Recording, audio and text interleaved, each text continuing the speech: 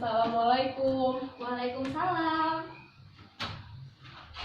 Mari nih, silahkan masuk. Terima kasih, Bu. Iya, mari silahkan duduk.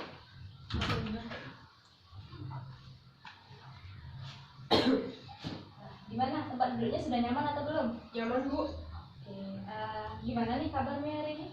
Alhamdulillah baik. Alhamdulillah kalau seperti itu. Ini tadi dari mana nih? Dari rumah atau dari kampus?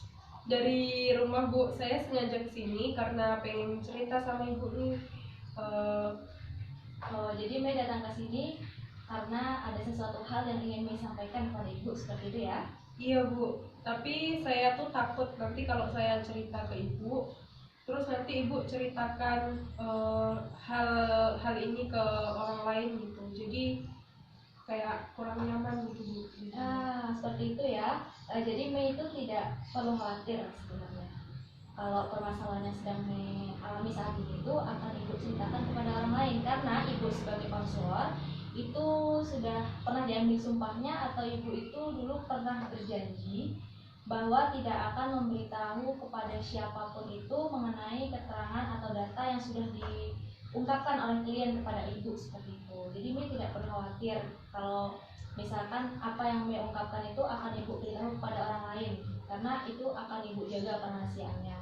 Kecuali nanti misalkan Mei mengizinkan Ibu untuk menceritakannya kepada orang lain, apakah itu orang tua atau teman, itu baru akan Ibu sampaikan kepada orang tua atau teman Mei itu. Tapi kalau misalkan Mei tidak mengizinkan, ya tidak akan Ibu beritahu kepada siapa-siapa. Oh, jadi seperti itu ya, Bu. Jadi kalau saya cerita ke Ibu bakal aman ya, nggak ada yang orang lain yang tahu nanti cerita saya kayak apa. Iya Mei, betul sekali seperti itu. Karena akan benar-benar saya jaga kerahasiaannya. Jadi bagaimana Mei? Apakah Mei sudah yakin akan menceritakannya kepada Ibu? Iya, Bu, saya yakin untuk menceritakan hal ini ke Ibu. Kalau begitu silahkan nih, boleh diceritakan kira-kira apa yang sedang mengganggu perasaan Mei saat ini, atau apa yang sedang mengganggu pikiran Mei saat ini. Jadi gini, Bu, saya tuh merasa kurang percaya diri kalau tampil di depan umum dan juga untuk berinteraksi dengan orang-orang baru. Oh, jadi Mei itu sulit untuk bergaul dengan teman-teman yang ada di kampus, seperti itu Mei ya? Iya, Bu. Saya juga malu kalau mau berinteraksi sama orang baru. Saya takut nanti mereka menolak saya, terus nanti mereka nggak suka sama kehadiran saya di tengah-tengah mereka kayak gitu. Ketika seperti itu, sebenarnya apa sih yang Mei rasakan gitu, sehingga Mei itu bisa berpikiran bahwa teman-teman itu akan menolak Mei? Saya tuh nggak yakin kalau teman-teman mau menerima saya, karena saya orangnya tuh cukup tertutup dan sangat sulit untuk bergaul dengan teman-teman. Ketika saya nanti presentasi di depan atau saya menampilkan sebuah karya di depan umum, saya takut jika nanti ditertawakan oleh teman-teman atau orang yang melihat karya saya, kemudian dijadikan bahan bicaraan di belakang. Jadi permasalahan Mei ini tidak hanya sulit untuk bergaul dengan orang baru, tetapi juga Mei itu tidak pede untuk tampil di depan umum, seperti itu ya Mei ya? Iya, Bu, betul. Kalau boleh Ibu tahu nih, apakah sebelumnya Mei itu pernah memiliki pengalaman yang tidak menyenangkan sehingga membuat Mei itu tidak percaya diri seperti saat ini? Iya, waktu dulu saya masih SMP, saya pernah ditunjuk sama guru untuk ikut serta dalam acara penyambutan tamu saat pelepasan kakak-kakak kelas 12. Terus hasil yang ditampilkan oleh kelompok saya itu kurang maksimal. Kemudian teman-teman saya yang menonton itu menertawakan saya. Kemudian juga setelah itu mereka tidak hanya menertawakan, tetapi mereka juga membicarakan semua hal itu di belakang saya. Oh, jadi sebenarnya Mei itu orangnya pede untuk tampil di depan umum, cuman karena dulu pernah mempunyai pengalaman yang tidak menyenangkan sehingga Mei tidak pede untuk saat ini ya tampil di depan umum. Mei takut hal itu akan terulang kembali, seperti itu ya Mei? Iya Bu, saya pun kalau ada tugas presentasi dari dosen, saya takut jika hasilnya kurang maksimal. Kemudian teman-teman saya yang menjadi audiens itu menertawakan saya dan kemudian saya juga dijadikan bahan omongan lagi seperti saat saya SMP dulu masa-masa itu. Saya rasa ketika saya tampil di depan, semua itu akan kembali lagi seperti saat dulu saya SMP. Kalau boleh Ibu tahu nih, pernah nggak Mei waktu presentasi depan kelas dan hasilnya itu kurang maksimal? Eh, Kalau menurut saya hasilnya sudah cukup maksimal karena saya juga cukup menguasai materinya. Kemudian audiens juga mengerti dengan apa yang saya jelaskan. Nah, ketika Mei presentasi di depan umum, tidak ada kan yang menertawakan Mei? Iya Bu, memang tidak ada yang menertawakan saya, tetapi saya takut jika nanti setelah saya presentasi, teman-teman saya akan membicarakan hal yang kurang sempurna menurut mereka di belakang saya.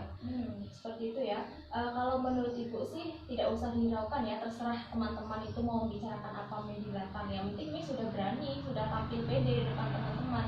Dan Mei juga kan sudah merasa kalau hasilnya itu sudah maksimal seperti itu kan. Iya Bu, betul. Nah, kan tadi kalau untuk tampil di depan umum kan Mei sudah berani ya untuk tampil presentasi pun hasilnya juga sudah maksimal.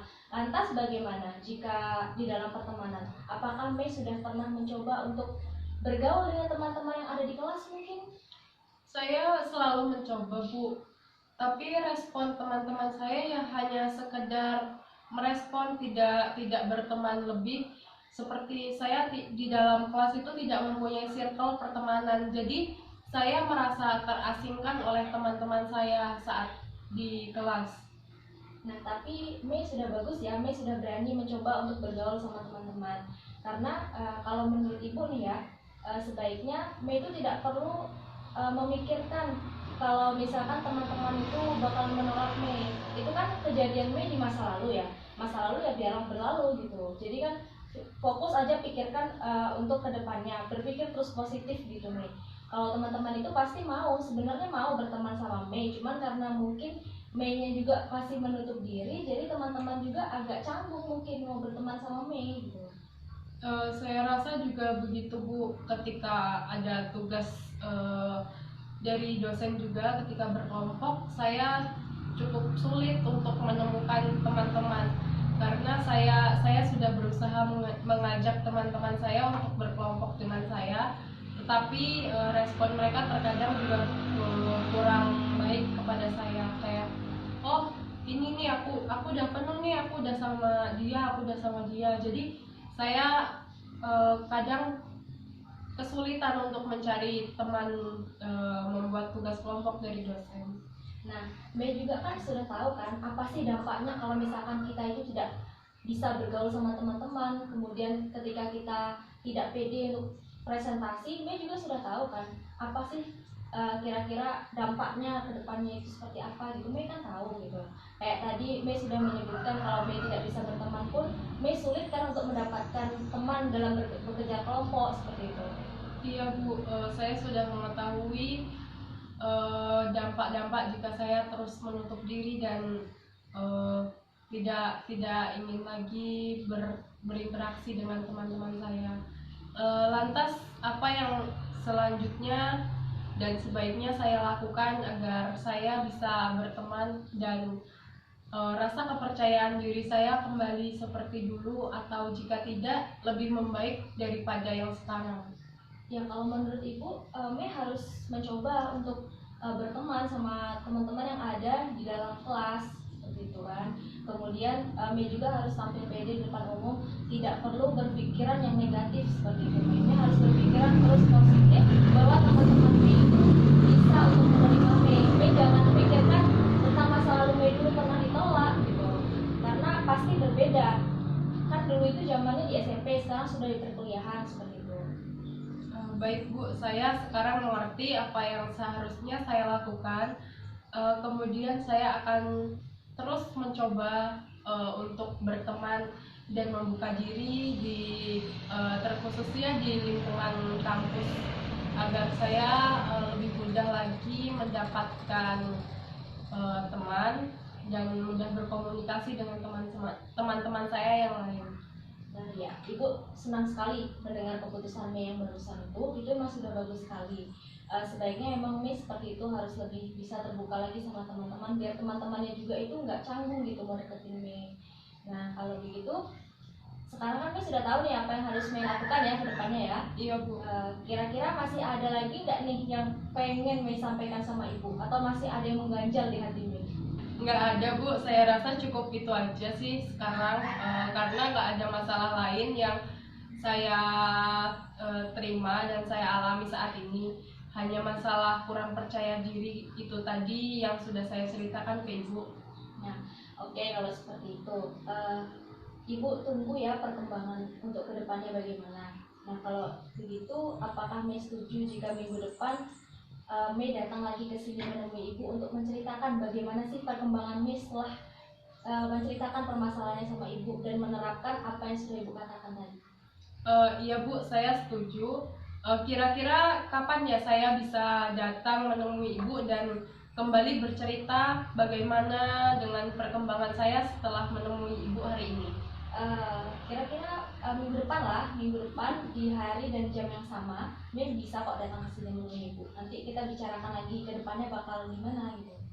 Baik Bu, jika begitu saya akan pastikan minggu depan saya akan datang pada hari dan jam yang sama untuk menemui Ibu dan kembali bercerita. Oke, kalau begitu kan tadi juga Ibu sudah menanyakan kepada Mei apakah masih ada yang ingin disampaikan atau tidak, tapi kata Mei tidak ada ya. Iya Bu. Kalau begitu apakah kita cukupkan kegiatan konseling kita pada hari ini? Mei rasa untuk konseling hari ini bisa dicukupkan Bu, karena sudah tidak ada lagi yang perlu Mei ceritakan ke Ibu, karena semuanya sudah Mei ceritakan hari ini. Oke, kalau begitu terima kasih banyak ya Ibu ucapkan kepada Mei karena Mei sudah mau datang ke sini menceritakan apa yang sedang mengganggu pikiran dan perasaan Mei. Mei juga sudah mempercayakannya kepada Ibu seperti itu. Ibu ucapkan terima kasih sekali lagi. Iya Bu, dan saya juga mengucapkan terima kasih kepada Ibu karena Ibu sudah mau mendengarkan cerita saya hari ini, sudah menyempatkan waktunya untuk memberi solusi kepada saya dan mendengarkan semuanya. Oke, seperti itu ya Mei ya. Kalau misalkan Mei ada yang ingin diceritakan lagi kepada Ibu atau Mei sedang menghadapi suatu masalah dan bingung ingin menceritakannya kepada siapa, Mei boleh kok datang ke sini menemui Ibu. Nanti kita bicarakan jalan keluarnya secara bersama-sama. Baik Bu, jika saya memang merasa ada yang perlu saya ceritakan kepada Ibu, saya akan menghubungi Ibu dan saya akan kembali lagi ke sini. Oke, kalau seperti itu kita cukupkan konseling kita pada hari ini ya Mei ya. Iya Bu, terima kasih. Kalau begitu saya langsung pamit pulang ya Bu. Oh iya, silahkan Mei, boleh.